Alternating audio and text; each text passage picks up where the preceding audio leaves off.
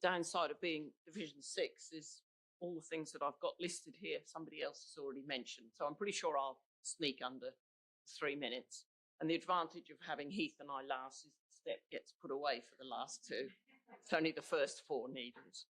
Anyway, Division 6 had a busy time this year. A couple of points I'd like to raise.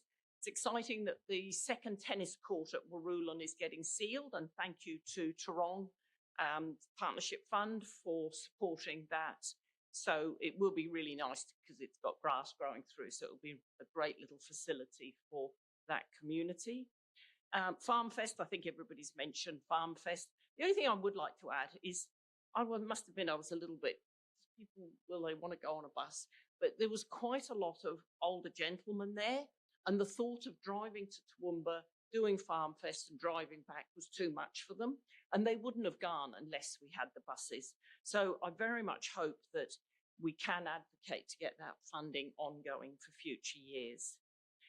The pantry is a valuable resource to many people in our region. It's fantastic that they've opened a pantry, the same pantry in the Baptist Church in Mergen, and I attended that with Councillor Heath. He forgot to mention that one, but it is a great asset to our region, so that was good. The huge Wondai Art Gallery opening in June, we actually filled the gallery because it was a couple of local artists, a couple of twins, so we did have a little bit of fun where they practiced doing the twinny thing. So that was fun, but it's some beautiful work, so I do recommend you go and have a look at that. The highlight of the month was, of course, meeting with the state government and advocating for our region. And by having them in our region, I think it's a wonderful opportunity for them to see, how good it is up here and what we need help with. And of course, the road trip last week to look at homeless and the sleeping and the family support programs. These last couple of weeks, I've had a great time talking to local children at the schools about the new playground, which is coming to Wondai. It's great to get the input from families, young people, and grandmas and grandpas who also have ideas on what a playground should look like. So I'm really excited that's going to be a great asset to Wondai.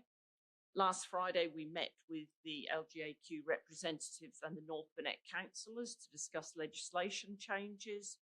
And last weekend was the South Burnett sub-chamber finals in Nanango, delicious meal, and the young judges and paraders presentation. The Anzac Vickies, the Rich Fruit Cake, the Showgirl and the Rural Ambassadors were all judged, and it was a great night.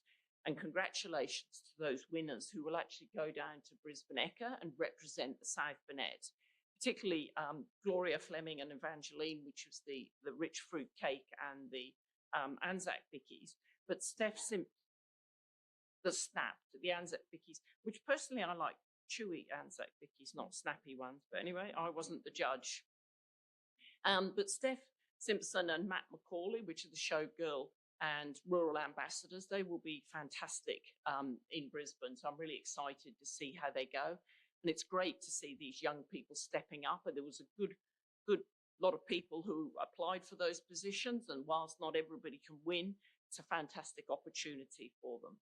I had a quick visit to the Cumbria Historical Society to see what had been purchased with my discretionary funds, and we have so many great community groups. So I love the fact that our discretionary funds can help them, often with operational funds. We talked a little bit about insurance, but if we can help with some of those smaller costs to keep them operational. Next month, we get the opening of the new Wondai IGA, which has been keenly watched by all the people in Wondai. Last night, we had a community session, about 40 people. The managers there are really approachable, and we had a fantastic session there. There is a little bit of a concern with access because it's the other side of the Bunya Highway, and for those elderly residents who are on scooters, how they're going to get across the road. But we are looking at the pedestrian crossing, and actually IGA is funding making that less steep to help scooters get across. In a perfect world, we'd have a pedestrian crossing, but we have raised that with the traffic advisory group, but because it's a main highway, I think we're unlikely to get it, but we'll keep advocating. And I'd like to get the speed limit reduced and look at that, because we have got to consider the safety of our residents in Wandai, particularly the older demographic. So that probably wraps up what's happened. And this month and next month will, I'm sure, be exciting too. And thank you very much. Was I under the 3 minutes?